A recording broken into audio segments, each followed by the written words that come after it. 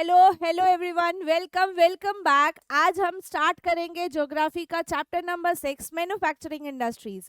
Class 10 की geography आप सबको पता है, रिसोर्स एंड रिसोर्स मैनेजमेंट पे है। ठीक है, इससे पहले के चैप्टर्स में अगर हम बात करें तो पहला चैप्टर हमारा रिसोर्स, क्या रिसोर्सेज हैं, डेवलपमेंट कैसे हुआ है, किस तरीके से उसका यूटिलाइजेशन होना चाहिए वाइजली। ठीक है, उसके बाद हमने forest and wild life resources के बारे में पढ़ा, वाटर रिसोर्स के बारे में पढ़ा, एग्रीकल्चर के बारे में पढ़ा।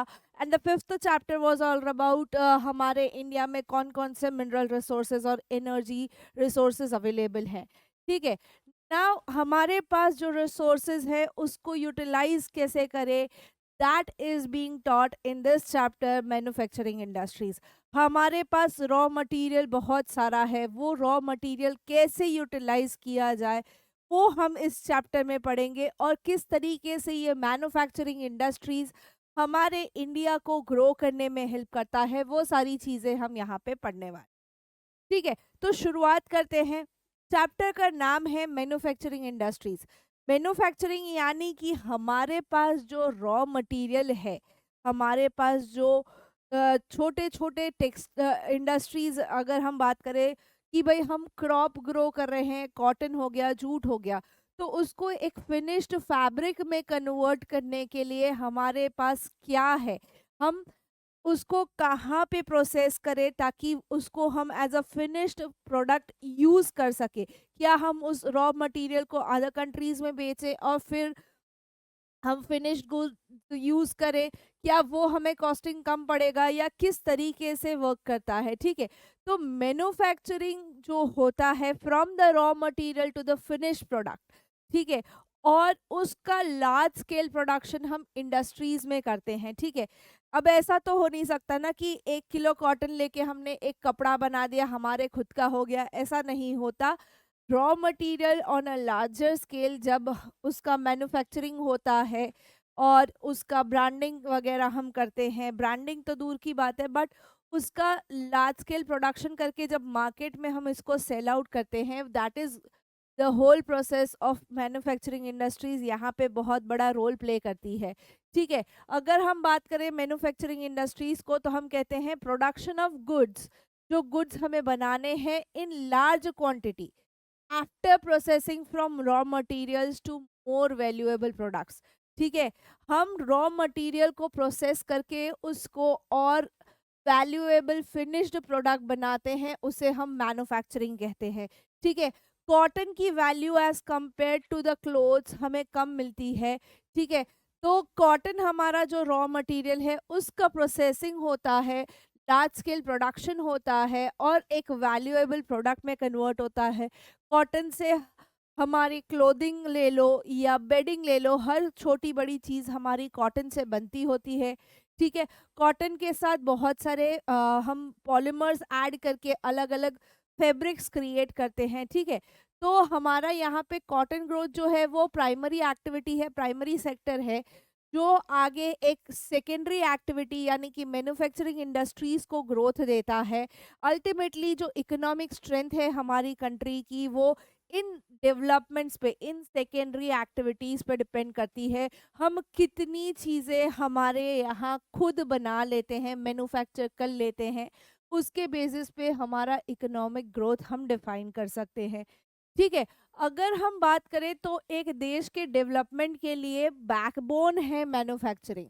ठीक है, कौन सा देश अपने यहीं का रॉ मटेरियल खुद बना लेता है into finished goods, into valuable products, वो उस कंट्री की ग्रोथ, इकोनॉमिक ग्रोथ में बहुत बड़ा रोल प्ले कर जाता है। ठीक है, अगर हम देखें कि किस तरीके से मैन्युफैक्चरिंग इंडस्ट्री बैकबोन है इंडिया के डेवलपमेंट में, तो कुछ पॉइंट्स ध्यान देते हैं कि भाई manufacturing industry helps in modernizing agriculture, it reduces heavy dependence of people on agricultural income। ठीक है, हम ऐसा नहीं चाहते कि एग्रीकल्चर सेक्टर खत्म हो जाए, बट बात यह है कि जो उगाया हुआ है हमने खेत में, उसको एक फिनिश्ड प्रोडक्ट में सेल आउट करें। ठीक है, एक हेवी डिपेंडेंस जो पहले हमारा ओनली ऑन एग्रीकल्चर था, अब वो ग्रेजुअल शिफ्टिंग टूवर्ड्स इंडस्ट्री भी है। कि भाई हमारे जो रॉ मटेरियल है उसको एक फिनिश्ड गुड में कन्वर्ट करना, फिनिश प्रोडक्ट में कन्वर्ट करना, वैल्यूएबल प्रोडक्ट में कन्वर्ट करना, और उसको मार्केट आउट करने के लिए भी बहुत सारी नई नई जॉब अपॉर्चुनिटीज बनती हैं। ठीक है, तो मैन्युफैक्चरिंग इंडस्ट्री बेसिकली जैसे जैसे हमने एग्रीकल्चर को मॉडर्नाइज किया है, जैसे जैसे हमने इवैल्यूएशन हुआ है हमारे ग्रोथ में, उस तरीके से जो लोगों की कंप्लीट डिपेंडेंसी थी on purely on agricultural income, वो रिड्यूस हुई है और हमने बहुत सारे जॉब अपॉर्चुनिटीज क्रिएट करे हैं। Second is industrial development is a pre condition for eradication of unemployment. ठीक है, अगर हम बात करें कि जैसे हमने नाइन्थ में भी पढ़ा था इकोनॉमिक्स में, कि एग्रीकल्चरल सेक्टर जो है वो सीजनल वर्क है। ठीक है, एग्रीकल्चरल सेक्टर में जो भी काम होता है वो सीजनल रहता है, सीजनल अनएम्प्लॉयमेंट रहती है। ठीक है, तो उन सारी कंडीशंस को ओवरकम करने के लिए अगर इंडस्ट्रीज डेवलप की जाए तो वो हमारे देश के लिए जो अनएम्प्लॉयमेंट का जो इशू होता है उसको और अच्छे से सॉल्व आउट करने में हेल्प करते हैं। पब्लिक सेक्टर इंडस्ट्रीज और जॉइंट सेक्टर वेंचर्स जो हैं वो इंडिया में सेटअप करे गए थे, और उसकी वजह से बहुत सारी जॉब अपॉर्चुनिटीज क्रिएट हुई थी। जो डिस्पैरिटी थी लोगों के बीच में जॉब्स के रिगार्डिंग, वो सारी वर्कआउट करी गई by introducing public sector industries और जॉइंट वेंचर सेक्टर्स।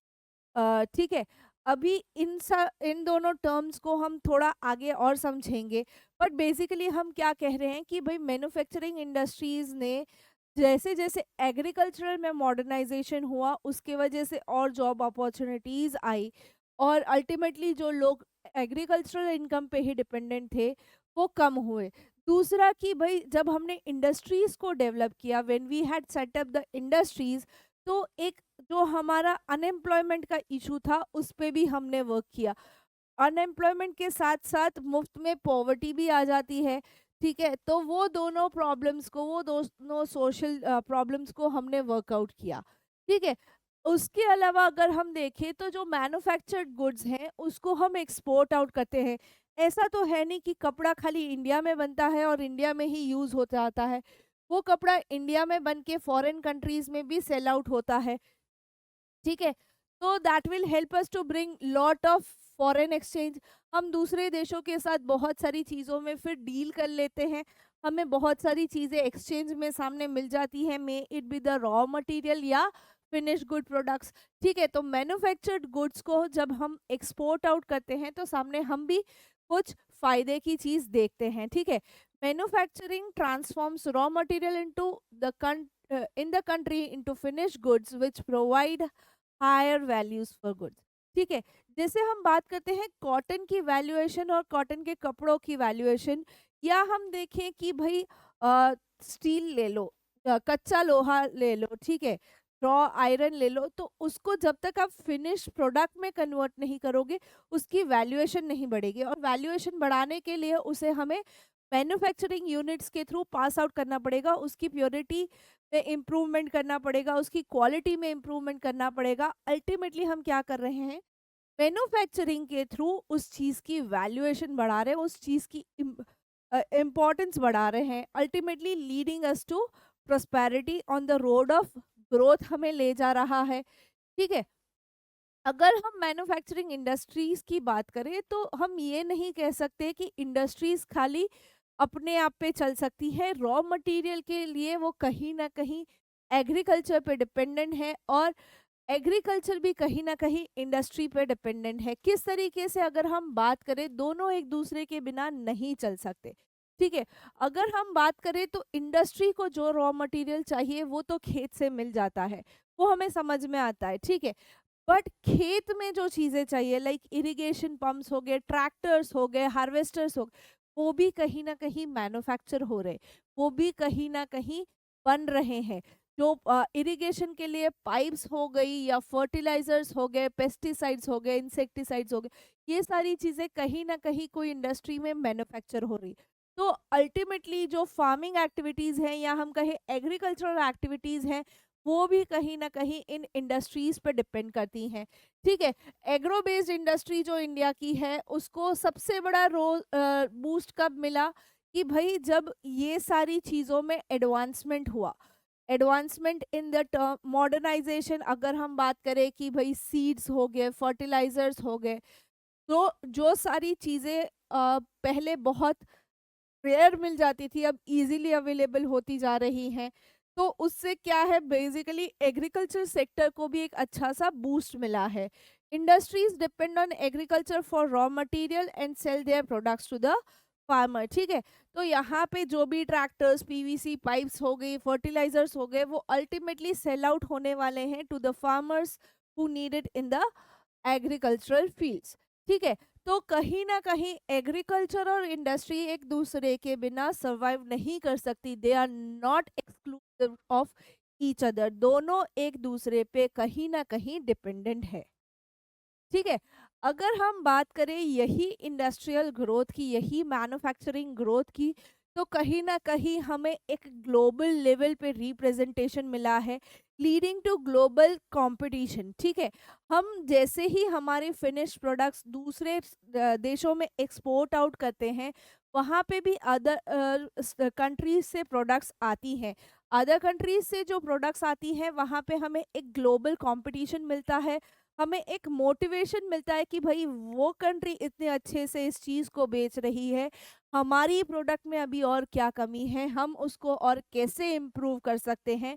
वो सारी चीज़ों के वजह से, एक ग्लोबल कंपटीशन की वजह से हमें समझ आता है कि नहीं, we are lagging this thing, तो हम उसको और इम्प्रूव करके मार्केट में री इंट्रोड्यूस करते हैं।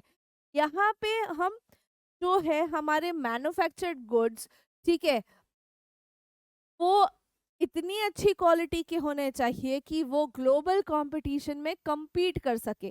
अब ग्लोबल कंपटीशन में जैसे अगर हम बात करें कॉफ़ी की, ठीक है, if we talk about coffee, तो कॉफ़ी इंडिया में भी ग्रो होती है, कॉफ़ी ब्राज़ील में भी ग्रो होती है, बहुत सारे अदर कंट्रीज़ में भी ग्रो होती है। तो ऐसा क्या है इंडियन कॉफ़ी में जो दूसरे कंट्रीज़ की नहीं है?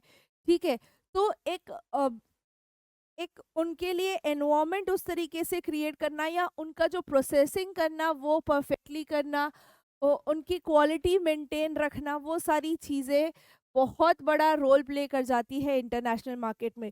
इंटरनेशनल मार्केट में आप कोई भी चीज़, कोई भी प्रोडक्ट लॉन्च करते हो, तो उसकी क्वालिटी और क्वांटिटी बहुत ज़्यादा मैटर करती है, because there is a lot of competition out in the world. ठीक है, अभी ये जो इंडस्ट्रीज हैं वो नेशनल इकोनॉमी में क्या कंट्रीब्यूट करती हैं? What is the contribution of this industries to the national economy? Nation के ग्रोथ में अगर हम इंडस्ट्रीज का हाथ देखें तो क्या है? अगर हम लास्ट 2 डेकेड्स यानी कि पिछले 20 सालों का मोटा मोटी एक सार निकाले, एक समरी करे, तो जो share of manufacturing in sector है has stagnated at 17% of GDP out of total 27% of the industry, which include 10% for mining, quarrying, electricity and gas. ठीक है, समझते हैं इसको कि भाई जब हम मैन्युफैक्चरिंग सेक्टर की बात करते हैं, यानी कि जहाँ पे फिनिश गुड्स बनते हैं, तो पिछले 20 सालों में ऐसा देखा गया है मोटा मोटी कि भाई जीडीपी में वो 17% ही खाली हमें कंट्रीब्यूट करते हैं आउट ऑफ टोटल 27 जो हमें इंडस्ट्रियल सेक्टर से मिलते हैं। ठीक है, अभी 27 में से 17% तो हमारे मैन्युफैक्चरिंग यूनिट्स हैं, 10% माइनिंग एक्टिविटीज, इलेक्ट्रिसिटी जनरेशन वगैरह काम आ जाता है। पर क्या ये हमारे देश के लिए इनफ है? Is 17% enough for us? अगर हम देखें तो साउथ ईस्ट एशियन इकोनॉमीज जो हैं, साउथ ईस्ट एशियन कंट्रीज की जो इकोनॉमी है, वो वही 17% के बदले, 17% के बदले 25 to 35% के बीच में रेंज होती है। यानी कि हमारा आज भी लेवल उतना ज़्यादा नहीं है कि भाई ये सारी चीज़ों पे हम कॉम्पीट कर पा रहे हैं टू अ परफेक्ट लेवल। ये जो आपकी टेक्स्ट बुक में डेटा है वो पुराना है। अभी जीडीपी में ये सारी चीज़ें चेंज हुई हैं पोस्ट 5-10 ईयर्स। बहुत सारे इम्प्रूवमेंट्स आए हैं इनटू द मैन्युफैक्चरिंग इंडस्ट्री, और यहाँ पे और भी डेटा वेरिएशन है, बट ये जो है वो हमारी टेक्स्ट बुक का बेसिकली डेटा है, तो हमें कह रहा है कि मैन्युफैक्चरिंग इंडस्ट्रीज जो हैं वो तकरीबन 17% of the GDP, India's growth जो है, इकोनॉमिक ग्रोथ उसमें कंट्रीब्यूट करती है। ठीक है, अगर हम एनालाइज करें कि ऐसी प्रॉब्लम है या ऐसी चीज क्यों हो रही है, तो जो ट्रेंड है ग्रोथ रेट का in the manufacturing over the last decade has been around 7% per annum, and the desired growth rate over the next decade is 12%। 7 से 12% के आसपास हमारा हर 10 years में ग्रोथ हो रहा है। अगर हम बात करें कि since 2003 manufacturing is once again growing at the rate of 9 to 10% per annum.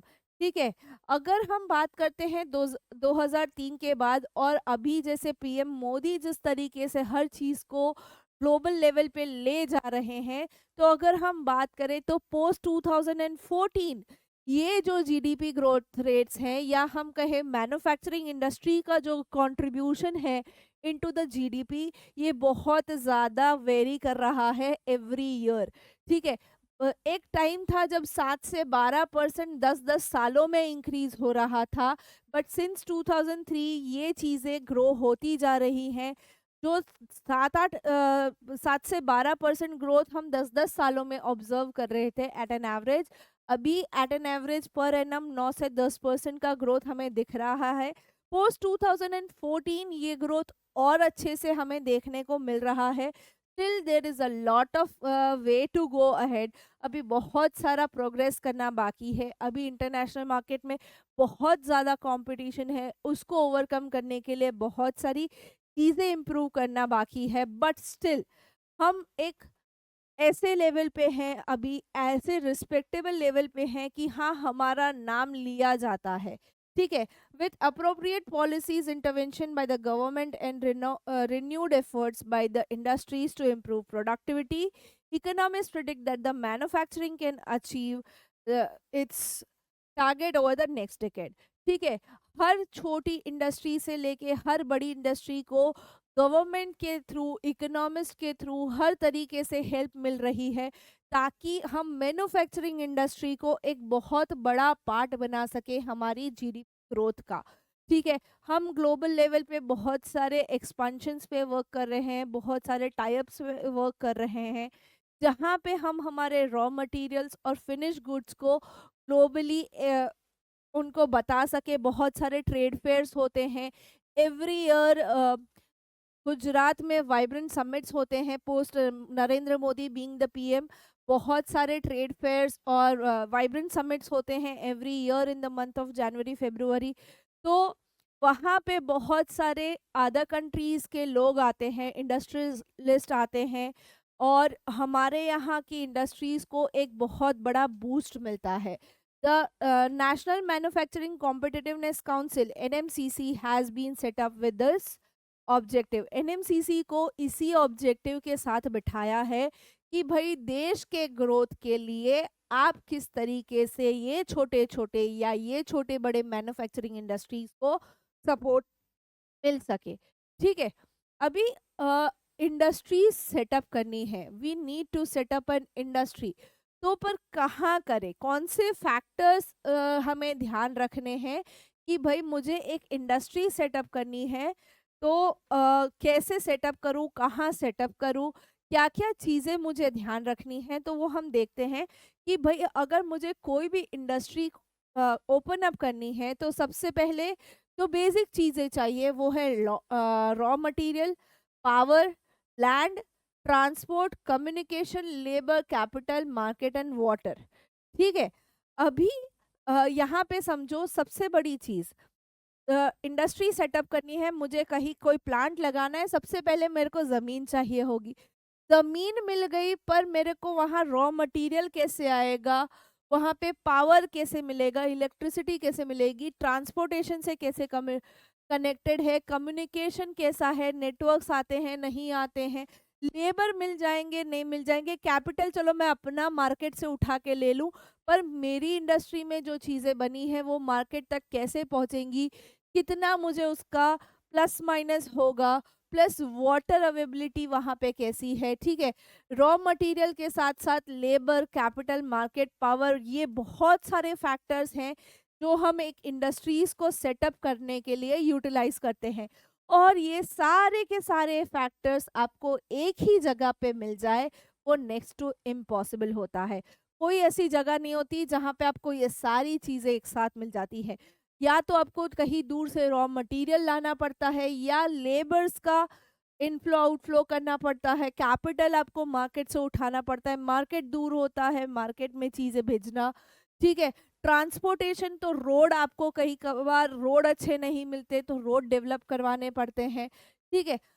ये सारी चीज़ें आपको एक अप्रोप्रिएट लोकेशन सिलेक्ट करने में ये सारी चीज़ों का ध्यान रखना है, और सारी चीज़ें एक साथ मिल जाए, वो क्या बोले, नेक्स्ट टू इम्पॉसिबल टास्क है। अगर हम बोले कि भाई सब मेरे को एक ही जगह मिल गया, तो आप कौन सी दुनिया में हो? अपने सपनों की दुनिया में, ठीक है। इंडस्ट्रियल लोकेशन की अगर हम बात करें, तो जैसे जैसे इंडस्ट्रीज लोकेट होती हैं, लोग वहाँ आके रहते हैं, it leads to urbanisation of that area, वहाँ पे अर्बन ग्रोथ होता है। क्योंकि अगर हम देखें कि एक इंडस्ट्री सेटअप हुई है, उसके आजू बाजू लोग रहने आए हैं, तो लोगों की बेसिक डिमांड्स जो होती है, हॉस्पिटल हो गया, फैमिली है तो स्कूलिंग हो गया, रहने के लिए रेंटेड स्पेस, या अपने खुद के घर होते हैं लोगों के, बाई करते हैं लोग, ठीक है। उसके अलावा अगर हम बात करें तो मार्केट प्लेस होना चाहिए, ट्रांसपोर्ट होना चाहिए, वेल कनेक्टेड रोड्स होने चाहिए to the airport, railway station, तो बैंकिंग सर्विसेज होनी चाहिए, ठीक है। तो इंडस्ट्रियलाइजेशन और globalisation, urbanisation hand in hand चलता है, ठीक है। जो सिटीज में अच्छे से मार्केट मिल जाते हैं, जहाँ पे अच्छी अच्छी सर्विसेज लाइक बैंकिंग, इंश्योरेंस हो गया, ट्रांसपोर्ट हो गया, लेबर हो गया, फाइनेंशियल एडवाइजेज हो गए, वहाँ पे इंडस्ट्रीज बहुत अच्छे से फ्लरिश कर पाती है, ठीक है। अगर मुझे कोई इंडस्ट्री सेटअप करनी है, तो मैं ऐसी जगह करूँगी जहाँ से रोड बहुत अच्छे से कनेक्टेड हो, जहाँ पे मेरे लेबर्स को आने जाने में इजी हो, जहाँ पे उनकी फैमिलीज अच्छे से रह पाए, ठीक है। तो कभी-कभार इससे क्या होता है ना, कि एक ही जगह पे बहुत सारे लोग इकट्ठा हो जाते हैं। बहुत सारे लोग एक ही जगह पे इकट्ठा हो जाते हैं, वो पूरा इंडस्ट्रियल ज़ोन बन जाता है। ठीक है? Concept of agglomeration economies, agglomeration basically क्या होता है? बहुत सारी चीज़ें एक ही जगह पे इकट्ठी हो जाती हैं। Agglomeration economies refers to the benefit received by the firms and people when they come together to make use of the advantages offered by urban cities that prove helpful to them। देखो ये चीज समझो, agglomeration economy क्या होता है, कि भाई जो इंडस्ट्रीज हैं या जो फर्म्स हैं, वो आजू बाजू आउटस्कर्ट्स में जब सेटल डाउन होती हैं या इस्टेब्लिश होती हैं, तो सिटी के द्वारा, कोई जो नियर बाई सिटी है उसके द्वारा उनको जो जो बेनिफिट्स मिलते हैं, जो जो एडवांटेजेस मिलते हैं, कौन से बेनिफिट्स की बात कर रहे हैं? बैंकिंग फैसिलिटी हो गया, इंश्योरेंस हो गया, लेबर हो गया, ट्रांसपोर्ट हो गया, ठीक है, फाइनेंशियल एडवाइसेस हो गए, ठीक है। अगर आप जामनगर जैसी सिटी को देखो, तो जामनगर बहुत वेल प्लान्ड है। Jamnagar refinery, the Reliance refinery, ठीक है, वो आउटस्कर्ट्स ऑफ जामनगर है, बट उसके लोगों के लिए उन्होंने एक अलग से टाउनशिप बना रखी है। वहाँ पे हर चीज़ उन्होंने प्रोवाइड कर रखी है। It is like a mini city उन्होंने खुद डेवलप करी है, ठीक है। तो वहाँ पे जो लोग रह रहे हैं उनको एक ड्यू एडवांटेज होता है कि हाँ भाई, we are working for such particular firm या इंडस्ट्री, जो आगे जाके हमारे बेनिफिट के लिए भी कुछ देखता है। बहुत सारी industries tend to come together to make the use of this advantage. बहुत सारी इंडस्ट्रीज एक साथ सेटअप होती हैं, ठीक है। बहुत सारे इंडस्ट्रियल बेल्ट है उस तरीके से, ठीक है, जो अर्बन सेंटर्स के आजू बाजू बन जाते हैं। If you travel to Gujarat, ठीक है, अगर आप गुजरात ट्रैवल करते हो तो आपको वापी हो गया, सूरत हो गया, अंकलेश्वर हो गया, भरूच हो गया, बड़ौदा हो गया, वडोदरा जो कहा जाता है, अहमदाबाद के कुछ जोन्स ऐसे हैं जहाँ पे आपको इस तरीके का एग्लोमरेशन इकोनॉमीज बहुत अच्छे से, agglomeration of people around the industrial areas आपको बहुत अच्छे से देखने को मिल जाता है, ठीक है।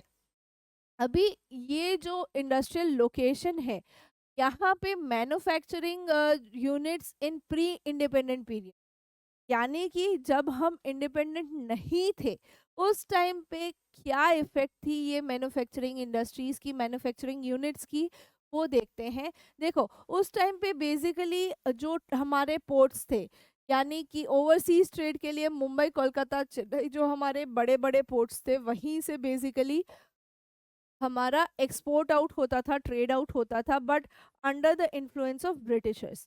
ठीक है। तो मेनली उस टाइम पे जो इंडस्ट्रीज डेवलप हुई वो कॉटन टेक्सटाइल थी, आयरन इंडस्ट्री डेवलप हुई थी इन द 1900s। ठीक है। उसके बाद अगर हम बात करें तो रेलवे लाइंस वगैरह, तो इतना ज़्यादा डेवलपमेंट नहीं था, इतने ज़्यादा मैन्युफैक्चरिंग यूनिट्स नहीं थे। बट अगर हम देखें तो जो भी थे वो मोस्टली पोर्ट के आजू बाजू थे जहाँ से ट्रेडिंग ईजी हो सके। Consequently there emerge certain pockets of industrial developed urban centres surrounded by a huge agricultural rural hinterland. ठीक है। अभी ये जो जगहें थी वो पोर्ट से नज़दीक थी, यानी कि यहाँ से जो चीज़ें रॉ मटेरियल है वो भी इजी मिल जाता था और फिनिश प्रोडक्ट्स भी इजीली ट्रेड आउट हो जाती थी। ठीक है। तो बेसिकली यहाँ पे ना इन जगहों पे ऐसा डेवलपमेंट हुआ कि अगर हम बात करें तो इनके आजू बाजू से इजीली इनको raw material, agricultural raw material भी मिल जाता था और यहाँ से वो डायरेक्ट अपने फिनिश प्रोडक्ट्स भी बेच सकते थे। तो कहीं ना कहीं ये सिटीज बहुत ज़्यादा कंजस्टेड एग्लोमरेट हो चुकी थी। The key to decision of factory location is the least count. ठीक है। Government policies and specialised labours also influence the location of industry. अभी इंडस्ट्रीज हम मुंह उठा के कहीं पे भी नहीं सेटअप कर सकते। जैसे यहाँ पे हमने देखा कि पोर्ट के नज़दीक सेटअप करते थे in the pre independence era. ठीक है। बट अभी गवर्नमेंट ने बहुत सारी पॉलिसीज बना दी है, बहुत सारे रेगुलेशंस ला दिए हैं, जिसकी वजह से आप इंडस्ट्री कहीं पे भी कैसे भी उठ के नहीं बना सकते। आपको बहुत सारी चीज़ों को ध्यान देना होता है। ठीक है। और अगर हम बात करें तो government policies regarding environment, regarding labour, transportation, वो सारी चीज़ों को ध्यान रखते हुए हमें इंडस्ट्री की लोकेशन पे वर्क करना होता है। हाँ, अगर हम क्लासिफाई करें इंडस्ट्रीज को, if we broadly classify industry, बहुत सारे बेसिस पे हम इंडस्ट्रीज को क्लासिफाई कर सकते हैं। ठीक है। बट अगर हम classification of industry on the basis of उनके जो रॉ मटेरियल हम यूज कर रहे हैं, what is the source of raw material used, तो अगर हम देखें तो ब्रॉडली दो हैं, agro based and mineral based. Agro means agricultural products, agriculture से जो चीज़ें हमें मिलती हैं, लाइक कॉटन हो गया, वुलन हो गया, जूट, टेक्सटाइल, सिल्क टेक्सटाइल हो गया, रबर हो गया, sugar, T, coffee, edible oils हो गए, ये सारे हमारे एग्रो बेस्ड इंडस्ट्री है, ये कहीं ना कहीं एग्रीकल्चरल सेक्टर पर डिपेंड करते हैं। दूसरे आते हैं हमारे मिनरल बेस्ड, यानी कि आयरन एंड स्टील हो गया, सीमेंट हो गया, एल्यूमिनियम हो गया, मशीन टूल्स है, पेट्रोकेमिकल्स हैं। तो जो फिफ्थ चैप्टर में हमने हमारे माइनिंग इंडस्ट्री को देखा था, मिनरल एनर्जीज को देखा था, मिनरल रिसोर्सेज को देखा था, वो सारे के सारे इसमें आ जाते हैं। ठीक है। तो यहाँ पे हमारा रॉ मटेरियल हम कहाँ से माइन आउट कर रहे हैं, किस तरीके से कर रहे हैं, वो वेरी कर जाता है। अगर हम आयरन एंड स्टील की बात करें तो झारखंड में बहुत ज़्यादा हमें ये छोटा नागपुर बेल्ट जो है हमारा, ठीक है, वहाँ पे हमें iron and steel mining, iron mining बहुत अच्छे से, बहुत ज़्यादा क्वांटिटी में आयरन मिल जाता है, एल्यूमिनियम मिल जाता है, तो हम बेसिकली हमारी इंडस्ट्रीज वहीं पे सेटअप करते। ठीक है। फिर अगर according to their main role, उनका मेन काम क्या है, भाई तुम्हारा काम क्या है, उसके बेसिस पे हम आपको डिवाइड करेंगे। बेसिक या की इंडस्ट्री हो, आपके बिना कोई काम नहीं हो सकता, या आप कंज्यूमर इंडस्ट्री हो, आप जो है वो फाइनल फिनिश प्रोडक्ट यूज करने वाले लोग हो। ठीक है। तो बेसिक की और बेसिक या की इंडस्ट्रीज में अगर हम देखें तो those which supply their product as raw material to manufacture other goods. ठीक है।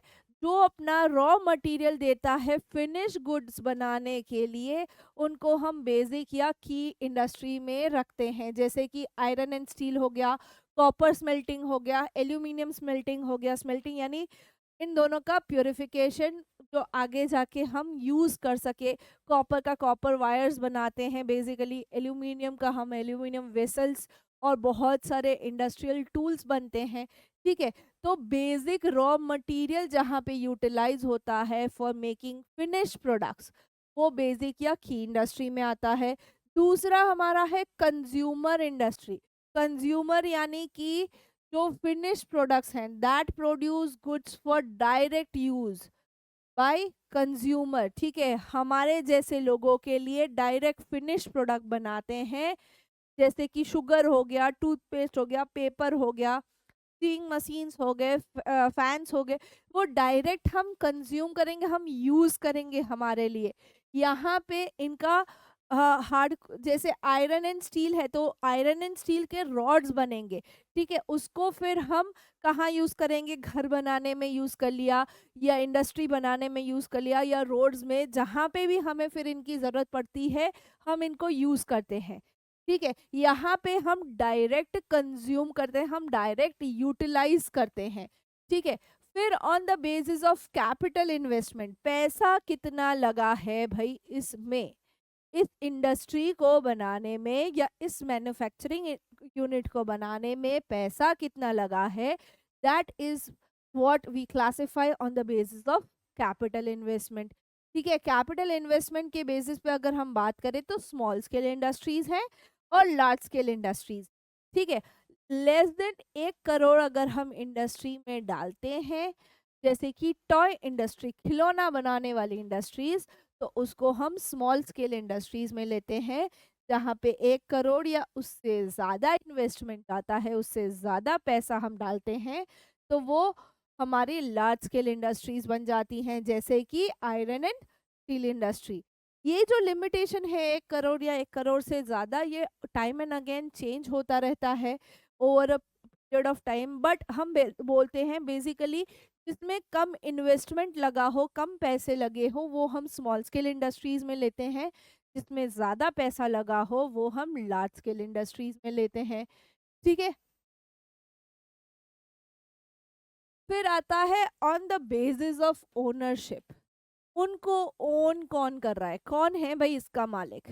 ऐसी इंडस्ट्रीज जो पब्लिकली सबके लिए है, ओन्ड बाय गवर्नमेंट, सरकार इसको चलाती है, own and operated by government agency like BHEL, SAIL, भेल सेल, दोनों आपकी पब्लिक सेक्टर इंडस्ट्रीज हैं। ठीक है, प्राइवेट सेक्टर अगर हम बात करें तो कोई पर्टिकुलर पर्सन या ग्रुप ऑफ पर्सन उसको ओन करते हैं, इंडिविजुअल या group of individual, like TISCO, Tata iron and steel company. ठीक है, बजाज ऑटो, डाबर इंडस्ट्रीज, टिस्को के ओनर रतन टाटा अभी पास आउट हुए थोड़े टाइम पहले। ठीक है, तो अगर हम बात करें तो ये जो सारी हैं वो प्राइवेट सेक्टर कंपनीज हैं। बजाज ऑटो के अपने खुद के ओनर हैं, डाबर के अपने ओनर हैं। ठीक है, तो ओनरशिप के बेसिस पे प्राइवेट एंड पब्लिक सेक्टर के साथ साथ जॉइंट सेक्टर्स भी होते हैं। ठीक है, प्राइवेट सेक्टर में आप द ग्रेट अंबानीज को भी ले लीजिए, रिलायंस। ठीक है, अदानी साहब को भी ले लीजिए, अदानी की भी खुद की है। ठीक है, जॉइंट सेक्टर इंडस्ट्रीज ऐसी होती हैं कि जो स्टेट और इंडिविजुअल या ग्रुप ऑफ इंडिविजुअल साथ में काम करते हैं। इसमें जनरली ऑयल जो है, ऑयल इंडिया लिमिटेड, वो जॉइंट सेक्टर में आती हैं, जॉइंट सेक्टर इंडस्ट्री में आती हैं, जो पब्लिक एंड प्राइवेट सेक्टर को ओन्ड होती हैं। ठीक है, फिर कुछ आती हैं कोऑपरेटिव सेक्टर इंडस्ट्रीज, ये ऐसी होती हैं जो कि प्रोड्यूसर्स जो रॉ मटेरियल दे रहे हैं और जिनको सप्लाई हो रहा है वो साथ में आके काम करते हैं। ठीक है, बेसिकली जो शुगर इंडस्ट्रीज होती हैं वो कोऑपरेटिव होती हैं, कॉयर बनाते हैं जो जूट इंडस्ट्रीज हैं, वो सारी हमारी कोऑपरेटिव सेक्टर इंडस्ट्रीज हैं। यहाँ पे रॉ मटेरियल की जो नीड है प्रोड्यूसर्स और सप्लायर्स के बीच में, रॉ मटेरियल, वर्कर्स और फाइन गुड्स की, उसके बेसिस पे इनको कोऑपरेटिव सेक्टर में हम इंक्लूड करते हैं। ठीक है, ये तो ओनरशिप की बात हो गई, कौन इसको ओन करता है। अब कितना भारी सामान यूज होता है on the bulk and weight of raw material and finish goods. ठीक है, रॉ मटेरियल कितना भारी है, फिनिश गुड्स कितना भारी है, उसके बेसिस पे हमने इसको बाइफरकेट किया है। पहला है हेवी इंडस्ट्री, दूसरा है लाइट इंडस्ट्री। हेवी इंडस्ट्री में आयरन स्टील हो गया, हमारे माइनिंग जो एक्टिविटीज हैं उससे जो प्रोडक्ट्स मिलती हैं वो सारी हो गई। लाइट में जो रॉ मटेरियल हमारा लाइट हो प्लस हमारा फिनिश गुड्स भी लाइट हो, लाइक इलेक्ट्रिकल गुड्स जो हैं, हमारा टेक्सटाइल जो है, हमारी टॉय इंडस्ट्री, पेपर इंडस्ट्री, ये सारे लाइट इंडस्ट्रीज में आते हैं। जबकि हमारे जो मेटल इंडस्ट्री है, मेटलर्जिकल डिपार्टमेंट है, वो पूरा का पूरा हम हेवी इंडस्ट्रीज में काउंट करते हैं। ठीक है, तो क्लासिफिकेशन में बेसिकली अगर हम ओवरव्यू ले, ठीक है, अगर हम ओवरव्यू ले तो on the basis of raw material agro and mineral based industry है। ठीक है, कहाँ से उनका रॉ मटेरियल आता है उसके बेसिस पे रोल कौन मेन प्ले करता है, तो बेसिक और की इंडस्ट्रीज की बात करी, और उसके साथ साथ कंज्यूमर इंडस्ट्री, रॉ मटेरियल कहाँ से आ रहा है, कौन यूटिलाइज कर रहा है, उसके बेसिस पे ये बाइफर्केशन है। फिर कैपिटल इन्वेस्टमेंट, किसने कितना पैसा डाला, कितना पैसा गया है इस इंडस्ट्री के सेटअप में, तो उसके बेसिस पे स्मॉल स्केल और लार्ज स्केल इंडस्ट्री है। ठीक है, उसके बाद किसकी ओनरशिप है, कौन इसका मालिक है, तो भाई public sector, private sector, joint sector and cooperative sector हमारे बाइफर्केशंस हैं बेसिकली। और फिर कितना वेट है रॉ मटेरियल का या फिनिश गुड्स का, उसके बेसिस पे हमारी heavy industry and light industry very करती है। ठीक है, यहाँ तक हम बात कर रहे थे क्लासिफिकेशन की। अब कुछ इंडस्ट्रीज को हम डिटेल में समझेंगे। First starting with the agro based industry.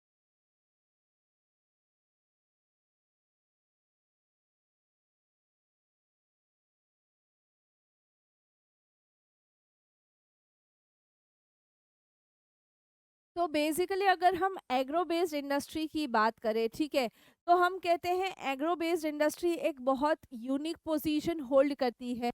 और अगर एग्रो बेस्ड में भी हम फर्दर बाइफर्केशन देखें तो टेक्सटाइल इंडस्ट्री और शुगर इंडस्ट्री दो बहुत ही ज़्यादा प्रोमिनेंट इंडस्ट्रीज हैं, जिसको अगर हम देखें तो हम निगलेक्ट नहीं कर सकते। इंडियन जीडीपी में ये दोनों इंडस्ट्रीज बहुत बड़ा रोल प्ले करती हैं। ठीक है, दोनों अपनी अपनी जगह पे एक यूनिक पोजीशन होल्ड करती हैं। अगर हम बात करें टेक्सटाइल में तो कॉटन टेक्सटाइल और जूट टेक्सटाइल दो अलग अलग इंडस्ट्रीज हैं जो बहुत ही बड़ा मार्केट होल्ड करती हैं। ठीक है, अगर हम बात करें तो एक सिग्निफिकेंट कंट्रीब्यूशन है दोनों का इंडस्ट्रियल प्रोडक्शन में। ठीक है, एम्प्लॉयमेंट जनरेशन में।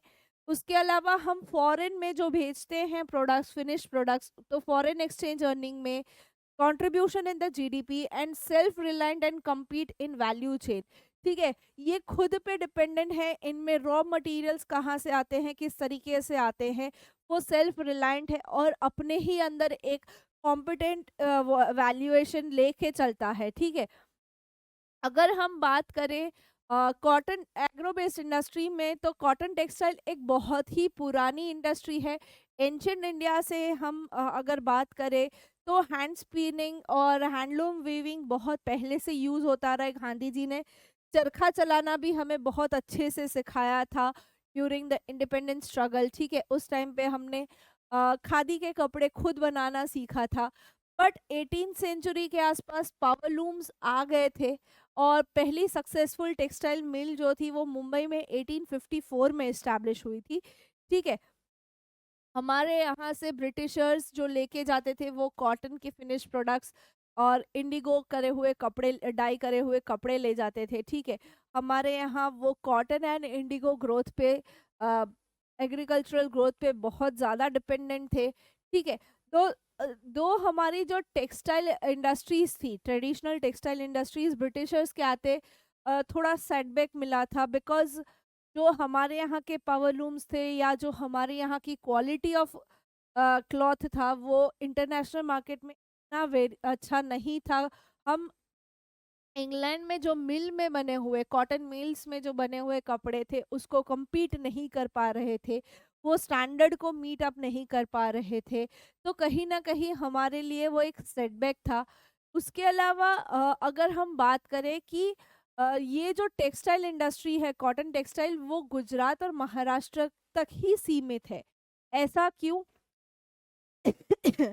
तो हमने एग्रीकल्चर में जब कॉटन के ग्रोथ के बारे में बात करी थी, ठीक है, तो हमने देखा था कि कॉटन ग्रोथ के लिए हमें ब्लैक सॉइल की अवेलेबिलिटी होनी चाहिए। और हमने जब फर्स्ट चैप्टर रिसोर्सेज में पढ़ा था, तो ब्लैक सॉइल हमें मेजरली गुजरात और महाराष्ट्र में देखने को मिल जाती है। तो रॉ मटेरियल जो रॉ कॉटन है वो हमें गुजरात और महाराष्ट्र तक सीमित है। तो जितना रॉ मटेरियल नज़दीक से मिल जाता है, वहीं उस तरीके से टेक्सटाइल इंडस्ट्री सेटअप करी गई हैं। प्लस मार्केट, मार्केट अगर हम बात करें तो गुजरात और महाराष्ट्र के पास खुद का मार्केट है, plus very well connected to other states. और जो कोस्ट लाइंस हैं दोनों स्टेट के पास, वो उनको इंटरनेशनल ट्रेड के लिए बहुत ज़्यादा अच्छे से एक्सेसिबल बना देती है। Next point is that only कि भाई ट्रांसपोर्ट जो है वो पोर्ट्स से बहुत अच्छे से एक्सेसिबल है, यहाँ से पोर्ट से वो डायरेक्ट अदर कंट्रीज में भी बहुत अच्छे से भेज पाते हैं। प्लस लेबर और जो मॉइस्चर क्लाइमेटिक कंडीशंस हैं, ठीक है, मॉइस्चर कितना होना चाहिए, क्लाइमेटिक कंडीशंस जो हैं वो फीजिबल है गुजरात और महाराष्ट्र में, वो फेवरेबल कंडीशंस है for the growth of cotton. तो बेसिकली हमारी ये जो कॉटन टेक्सटाइल इंडस्ट्री है वो लिमिटेड ज़्यादातर गुजरात और महाराष्ट्र में है, ठीक है। कॉटन टेक्सटाइल की अगर हम बात करें तो एग्रीकल्चरल फार्म, एग्रीकल्चरल फील्ड से बहुत ज़्यादा अच्छे से लिंक्ड है, बहुत क्लोज लिंक है इनका। क्योंकि जब तक रॉ कॉटन एग्रीकल्चर फील्ड से नहीं आएगा, ये इंडस्ट्रीज वर्क नहीं करेंगी। इंडस्ट्रीज में रॉ कॉटन का आना, उनका धागों में चेंज होना, उनका धागों से कपड़े बनना, डाइंग आउट होना, उनका पैकेजिंग होना और स्टिंग होना, जो हम कहते हैं कि एक फॉर्मेट बनता है, एक टी शर्ट बनाने के लिए जो चीज़ें लगती हैं, मशीनरी, वो सारी चीज़ों को भी ये बहुत ज़्यादा सपोर्ट करती है। डाइंग इंडस्ट्री और जो पैकेजिंग इंडस्ट्री है वो डे टू डे बेसिस पे बहुत सारे लोगों को एम्प्लॉयमेंट देती है, ठीक है। तो उसके बेसिस पे अगर हम बात करें तो cotton textile industry from the very base raw material लेने से, from the finest final good, यानी कि हमारी जो मार्केट में प्रोडक्ट आती है तब तक हर लेवल पे ये एम्प्लॉयमेंट देती है लोगों को, ठीक है। ये हर लेवल पे एम्प्लॉयमेंट देती है। बट ये इंडस्ट्री को सबसे ज़्यादा चैलेंजेस फेस करनी, ये इंडस्ट्रीज बहुत सारे चैलेंजेस फेस करती हैं। जस्ट लाइक अगर हम बात करें कि strong spinning units but weak weaving sector, ठीक है। अभी समझो, spinning continues to centralize in Maharashtra and Gujarat and Tamil Nadu. Weaving is highly decentralized to provide scope for incorporating traditional skills and design.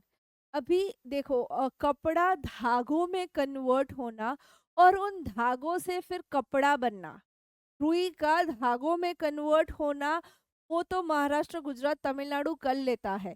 पर उन यान से, उन धागों से कपड़ा बनना, वो बहुत ही बिखरा हुआ है। क्यों ऐसा? कि भाई जो ट्रेडिशनल, अगर आप गुजरात की बात करें तो जो पटोला बनता है, या हम कहे जो बांधनी बनती है, तो उसके लिए जिस तरीके से डाइंग और सारी स्किल्स और डिजाइन्स है वो लिमिटेड है।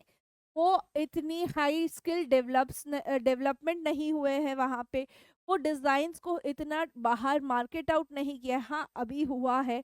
पोस्ट 5-10 इयर्स की बात करें तो ऑल ओवर द वर्ल्ड लोगों को पटोला समझ आता है, बांधनी समझ आती है, ठीक है। But still that industry is not that much कि भाई उसको इतना रिकग्नाइजेशन मिले। इंडिया के पास वर्ल्ड क्लास प्रोडक्शन है स्पिनिंग का, बट वीविंग जो हमारा है, हम धागे बना लेते हैं पर कपड़ा नहीं बना पाते। वहाँ पे वो जो लो क्वालिटी ऑफ फैब्रिक बन जाता है, वो कहीं ना कहीं इंटरनेशनल लेवल पे सरवाइव नहीं कर पाता। हाई क्वालिटी ऑफ यान जो हमारी कंट्री में बनता है, वो हम यहाँ पे कम यूज़ करके उसको अदर कंट्रीज़ में ट्रेड आउट कर देते हैं, ठीक है। अल्टीमेटली क्या होता है कि हमारे यहाँ अगर हम बात करें तो spinning of cotton yarn is good. April garment manufacturing जो है उसके लिए हमें हमारे कपड़े बनाने के लिए जो फैब्रिक है वो हम बाहर से इंपोर्ट करते हैं। हम यहाँ से यार्न भेजते हैं अदर कंट्रीज़ में, वो हमें फैब्रिक बना के वापस यहाँ पे भेजते हैं। यानी कि हम क्या कर रहे हैं, हमारे पास एक बीच में गैप है। धागे से फैब्रिक बनाने वाला जो गैप है, अगर वो हम फिल अप करते हैं, if we fill up that gap, तो ये बहुत ही बड़ा इंडस्ट्रियल बूस्ट होगा फॉर द कॉटन टेक्सटाइल। ठीक है। अगर हम बात करें वीविंग सेक्टर को बूस्ट देने के लिए यार्न से उनको सीधा सीधा फैब्रिक बनाने में, तो यहाँ पे अगर इंडस्ट्रियल बूस्ट मिलता है तो हमारी ग्रोथ में भी बहुत अच्छा बूस्ट मिलेगा। अल्टीमेटली हमें क्या वर्कआउट करना है, एक जो गैप है, gap between the spinning and the weaving, वो हमें फिलअप करनी है and the cotton textile industry will be flourishing. ठीक है। दूसरा जो प्रॉब्लम है वो पावर सप्लाई। देखो, ये एक इंडस्ट्री ऐसी है जहाँ पे 24 आवर्स 7 डेज, या हम कहें 365 डेज 24 आवर्स हमें इलेक्ट्रिसिटी फुल फ्लेज में, पावर लूम्स चलते हैं इंडस्ट्री में। अगर हम बात करें तो यान बनता है, वहाँ पे जो मिल्स में पावर सप्लाई चाहिए वो कंटिन्यूअस चाहिए, बट हर जगह अभी ये चीज़ें धीरे धीरे ओवरकम कर रही है गवर्नमेंट। ठीक है, but still there is a problem of power supply. Machinery upgradation की ज़रूरत है। लेबर पे बहुत ज़्यादा डिपेंडेंट है ये इंडस्ट्री, तो जहाँ पे लेबर का आउटपुट लो पड़ेगा, सीधा सीधा इफेक्ट पड़ेगा मैन्युफैक्चरिंग पे। प्लस जो सिंथेटिक फाइबर इंडस्ट्री में है, जैसे कि नायलॉन हो गया, रेयॉन हो गया, ये बहुत ज़्यादा टफ कंपटीशन देते हैं कॉटन। देखो, समझो, कॉटन का कपड़ा पहनने में बहुत अच्छा होता है, बट एक टाइम के बाद वो खिंच जाता है, फट जाता है। तो उसको ओवरकम करने के लिए लोग रेयॉन के कपड़े, नायलॉन के कपड़े, ठीक है, अलग अलग मटेरियल जो आजकल मार्केट में अवेलेबल है, वो सारी चीज़ों पे ज़्यादा डिपेंडेंट हो गए हैं other then pure cotton based clothes. ठीक है, तो वो एक बहुत बड़ा कंपटीशन बनता है इसके लिए। ठीक है। दूसरा जो टेक्सटाइल इंडिया में बहुत ज़्यादा फेमस है वो है जूट टेक्सटाइल। अगर हम जूट प्रोडक्शन की भी बात करें तो it is confined to West Bengal and Orissa. It is confined to area near Hooghly river. ठीक है। अब प्रॉब्लम क्या है, largest producer of jute and jute goods है, and second largest exporter after Bangladesh. Bangladesh सबसे ज़्यादा एक्सपोर्ट करता है। ठीक है, बट हम लार्जेस्ट प्रोड्यूसर हैं जूट और जूट की बनी चीज़ों का। अभी प्रॉब्लम ये है कि मेनली सारी मील वेस्ट बंगाल में जो हुगली रिवर का नैरो बेल्ट है उसके आजू बाजू लोकेटेड है। अभी यहाँ पे अगर हम बात करें तो कौन कौन से फैक्टर्स जूट को आज भी लोकल रख रहे हैं, तो proximity of jute producing area, कितने एरिया में जूट प्रोड्यूस हो रहा है, वो अगर हम बात करें उसके बेसिस पे, तो वो एक प्रॉब्लम है। फिर inexpensive water transport, good network of railway and roadways, abundance of water for producing raw jute, cheap labor from West Bengal and adjoining areas, Kolkata and urban center providing banking, insurance and port facilities। तो ये जो सारे factors हैं ये कहीं ना कहीं jute production को बूस्ट दे रहे हैं, कहीं ना कहीं जूट प्रोडक्शन इंक्रीज हो रहा है। बट अगर हम बात करें तो बेसिकली ये लोकलाइज्ड ही है। It is localized to the West Bengal state. ठीक है, यहाँ पे इसको बहुत अच्छे से हर चीज़ का सपोर्ट मिल जा रहा है। क्रॉप ग्रो करने के लिए जो प्लांट पानी चाहिए, फिर गुड जो है गुड बन गया है, या हम कहें फिनिश प्रोडक्ट बन गया है, तो उसको ट्रांसपोर्ट के लिए जो चीज़ें चाहिए, फैसिलिटीज़ चाहिए, प्लस यही इंडस्ट्रीज को अगर बैंकिंग सर्विसेज हो गया, इंश्योरेंस हो गया, पोर्ट फैसिलिटीज हो गई, तो वो वहाँ से अच्छे से मिल जा रही है। First jute mill was set up near Kolkata in 1855 at Rishra। ठीक है, ये पार्ट में आफ्टर पार्टीशन इन 1947 जूट मिल्स इंडिया में रह गए, बट जो जूट प्रोड्यूसिंग एरिया था वो बांग्लादेश में चला गया। 3/4 of the jute area Bangladesh में चला गया, बट जो मिल्स थी वो इंडिया में रह गई। यानी कि हमें रॉ मटेरियल के लिए बेसिकली डिपेंड करना पड़ता था बांग्लादेश से। अभी क्या चैलेंजेस हैं, तो बहुत ही स्टिफ कंपटीशन है ऑफ द सिंथेटिक सब्स्टिट्यूट जो इंटरनेशनल मार्केट में अवेलेबल है। Competition from international competitors like Bangladesh, Brazil, Philippines, Egypt and Thailand. ठीक है, ये सारी जगह पे भी जूट प्रोडक्शन होता है, तो इंटरनेशनल मार्केट में ये बहुत ज़्यादा बहुत हैवी कंपटीशन बन जाते हैं हमारे लिए। ठीक है, इसके अलावा अगर हम बात करें कि जूट का कॉस्टिंग भी बहुत हाई है। जो प्रोसेसिंग है वो हाई कॉस्ट प्रोसेसिंग है। ठीक है, तो ये इंडस्ट्री बहुत सारे चैलेंजेस रोजाना ऐसे फेस करती हैं, जिसको ओवरकम करने के लिए नेशनल जूट पॉलिसी बनाई गई इन द ईयर 2005। उसके अंतर्गत क्या है कि it has increased international demand for jute. ठीक है, ये पॉलिसी आते ही इंटरनेशनल मार्केट में जूट की डिमांड बढ़ गई है। Government had made it mandatory to use jute for packaging. Packaging के लिए जूट यूज करना, जूट बैग्स यूज करना कंपलसरी कर दिया है। आजकल तो ट्रेंड है जूट के बैग्स लेके जाने का। ठीक है, objective was to increase productivity, cultivation of jute and ensure good price for the jute farmers. Basically इस पॉलिसी का मेन जो मुद्दा है, या हम कहें मेन ऑब्जेक्टिव क्या है, कि भाई प्रोडक्शन बढ़े, कल्टीवेशन ऑफ जूट बढ़े, और जो जूट प्रोड्यूस करते हैं फार्मर्स हैं उनको अच्छे प्राइस मिले, कि लिविंग स्टैंडर्ड्स अच्छे हों। तो ग्लोबल कंसर्न है एनवायरमेंट फ्रेंडली रहने का, तो पेपर बैग्स के साथ साथ jute bags biodegradable material, jute है एक बायोडिग्रेडेबल मटेरियल।